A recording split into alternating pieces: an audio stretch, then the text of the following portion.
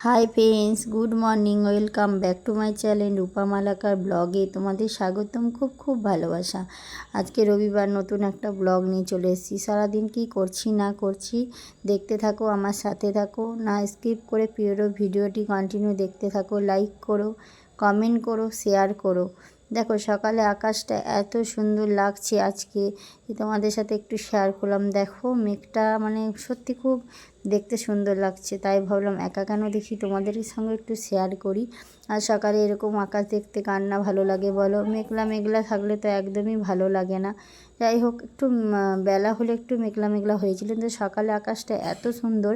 আর পাখিগুলো যখন আকাশে মানে কাছে উঠছে, তখন যেন ভিউটা আরও সুন্দর লাগছে। তোমরা কমেন্টে জানিও যে আজকের ভিউটা কেমন লাগছে। আমার তো খুব ভালো লাগছে, তাই তোমাদেরকেও একটু শেয়ার করে দেখালাম। তারপরে এই যে সকালবেলা একটুখানি সংসারে সমস্ত কাজ করে নিয়েছি। দাদাভাই ডিউটি চলে গেছে। দেখো এই আকাশটা কত সুন্দর লাগছে। ছেলে এখন ঘুমাচ্ছে, কারণ যেহেতু আজকে রবিবার, ছেলে সবই ছুটি। স্কুল পড়া আছে বিকেলবেলা, কিন্তু স্কুল ছুটি। ছেলে তো সকালে স্কুল, প্রত্যেক দিনের সকালবেলা ওঠা, স্কুল যাওয়া, কিন্তু আজকে যাই হোক ছুটি, ছেলেটা একটু রেস্ট আছে, ওই জন্য আর ডাকলাম না, ভাবলাম ঘুমাক।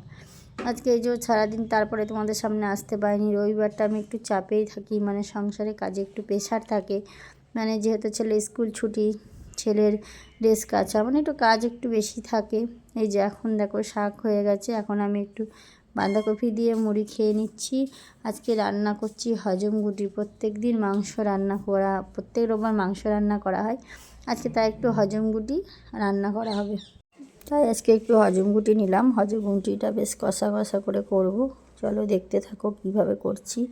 এখন তেলে দেখো গোটা জিরে, পেঁয়াজ আর দিয়ে দিয়েছি। এগুলো ভালো করে মানে লাল লাল করে একটু ফ্রাই করতে দিলাম। ফ্রাই করার পর দেখো আমি হজম গুটিগুলো দিয়ে দেবো এর মধ্যে। হজম গুটিগুলো কিন্তু একটু গরম জলে ভালো করে ধুয়ে নিতে হবে। বেশ কেটে গরম জলে করে ভালো করে ধুয়ে নিয়েছি। এবার দেখো এটাকে একটু নুন, হলুদ, পেঁয়াজ সব দিয়ে একটু ভালো করে লাল লাল করে ভাজা করব। ভাজা করার পরে মশলা দেবো। দেখতে থাকো কিভাবে আমি রান্না করি হজম গুটিগুলো। জানি না তোমাদের কারা কারা এগুলো খাও, কাদের পছন্দ, কিন্তু আমাদের বাড়িতে মাংসর থেকে এগুলো বেশি খায়।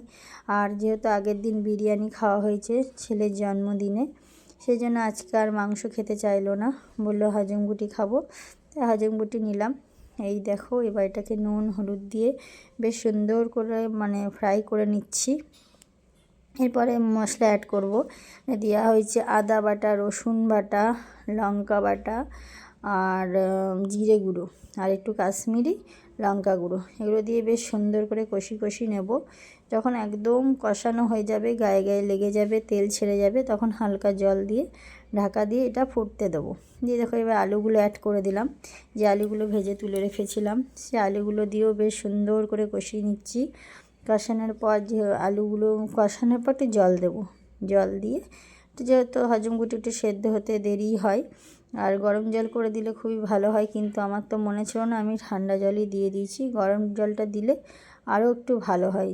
এই দেখো হজম গুটি একদম রান্না কমপ্লিট। এখানে রান্না হয়েছে দেখো, ভাত, আলু সেদ্ধ আছে, আলু সেদ্ধ মাখিনি। এটা ওল কচুর তরকারি, শাক ভাজা, নিচে আছে উচ্ছে আলু সিম দিয়ে ভাজা, আর তার নিচে আছে দেখো ডাল। এই হচ্ছে আজকের রেসিপি। সেইভাবে সারাদিন আসতে পারিনি, এই যে সন্ধ্যেবেলায় তোমাদের সামনে এলাম। সন্ধ্যেবেলায় এসে তোমাদের সাথে একটু গল্প করছি। চলো তোমাদের সাথে শেয়ার করি রাতে আর কি করা হয়েছে। রাতে কিছুই করিনি, তরকারি সবই ছিল, একটু রুটি করা হলো। আর সেইভাবে দেখো আজকে তোমাদের সামনে আসতে পারিনি, একটু চাপে ছিলাম, ছেলের পড়া ছিল, আর ছেলের সামনে পরীক্ষা, একটু পড়াচ্ছিলাম, তার জন্য সামনে আসতে পারিনি। একটু ছেলেকে নিয়ে ব্যস্ততাতে ছিলাম। দেখো ঘরের কি অবস্থা। এগুলো সব সকালে পরিষ্কার করা হবে। আর রুটি সকালে সমস্ত অল্প অল্প আছে, আমাদের রাতে তরকারি খুব একটা বেশি লাগে না, খাই না। দেখো এতে হয়ে যাবে, কোনো সমস্যা নেই। তারপরে খাওয়া দাওয়া করি, তারপরে তোমাদের সামনে আসছি। এই দেখো খাওয়া দাওয়া করে তোমাদের সামনে এলাম। আজকের মতো ভিডিওটা এখানে শেষ করলাম। Tata, bye bye.